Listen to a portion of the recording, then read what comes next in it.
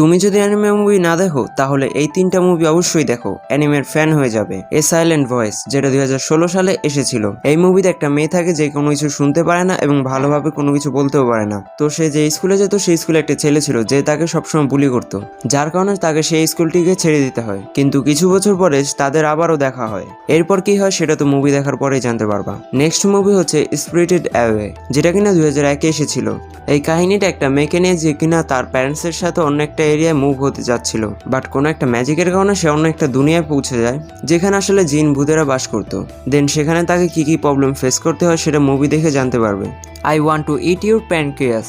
এখানে একটা ছেলে থাকে যে অনেকটাই ইন্ট্রোভার্ট, তার লাইফে কেউ আসুক বা যাক কোনো প্রবলেম নেই, তার কোনো কিছু যায় আসে না। বাট তার লাইফে এমন একটা মেয়ে এসে পড়ে যে কিনা কিছুদিন পরে মারা যাবে, এটা সেও জানে। কিন্তু এমন অবস্থায় তারা দুজনকে লাভ করে ফেলে। তাদের এই ভালোবাসার শেষ পরিণতি কি সেটা জানতে হলে এই মুভিটা